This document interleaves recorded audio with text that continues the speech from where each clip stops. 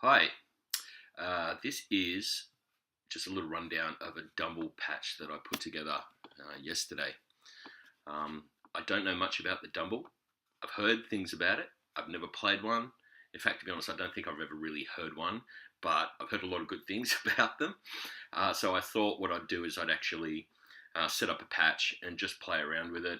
I heard they do a really nice clean and with a nice sort of overdrive behind it at low gain. You get like a really nice blues rock sound. So I thought I'd give it a go. Anyway, I'll show you my setup, how I've organised this. Over here, this section here, you can see that I'm running two outputs. So this one here, the 1/4 inch, goes to a power amp that I'm using to power a Marshall 2x12. It's got the vintage 30s in it. Celestion vintage 30s. So I run this direct to the power amp to power the speaker cabinet. Just if the gig warrants having a speaker cab on stage with me. It's a really nice sound, so I really kind of enjoy having that there. This output here runs direct to PA. As you can see here, that's why I've got an IR, but I also use the Celestion vintage 3412 IR here, but I use the 121 to 57 mic combination on that. Excuse me. I do a low cut at 80 hertz and a high cut at 6 hertz. I know that probably might sound a little bit extreme, but it just takes a little bit of that fizz off it and into the PA that I use anyway, which is a QSC rig. Sounds absolutely superb. Okay, I'll just quickly run through everything that I've got using this, the Line 6 litigator, which I believe's been modelled on the Dumble. I've got everything pretty much set at 5, up here, the drive, bass, mids, trebles. I've got the presence set at 3 just to bring it up a bit. I'm using a telly, but most of the time, especially with this kind of sound, I'm running on the neck pickup. So a little bit of presence is quite nice. The channel volume I have set at 9, pretty much through all my snapshots, I think. Let me just have a look. 2, 3, yep, 9. So that doesn't change. And I've also got the master at 5.2. I tend to just pull back on the sag, pull the hum and ripple out, and leave the bias where they are. Sometimes if you up the bias, it just warms up the sound a little bit, but I think it sounds quite nice at 5. For my first snapshot, here, let me just run through this. I've got a low frequency, not a parametric EQ set up here in this part of the chain. I just, boost 110 hertz. I know it's weird that I've got a low cut at 80 hertz at the end of the chain, but I've got a boost at 110 at the beginning of the chain. I'm not sure I can really explain that. But I just do. And it just seems to give it a really nice warm tone. We'll have a listen to this in a second and I'll run through all the snapshots.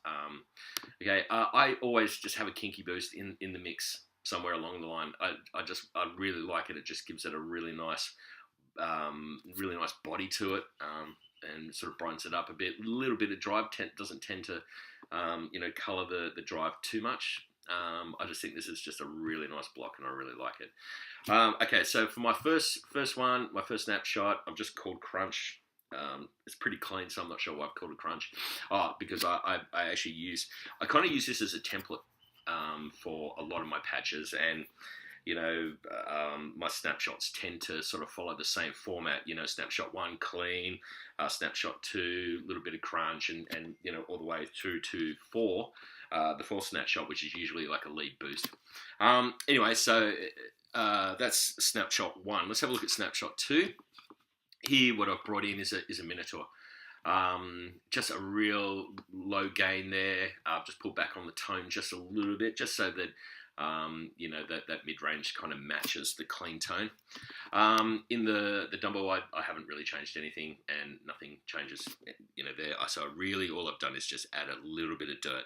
All right, snapshot 3, I called Distortion. Again, not really sure why. Yeah, it's come from another patch, right? So I've boosted the drive here a little bit up to 6. Everything else I've left pretty much as it is. And now, I can't remember let me just have a look. Oh yeah, just a little bit of a gain boost on the Minotaur.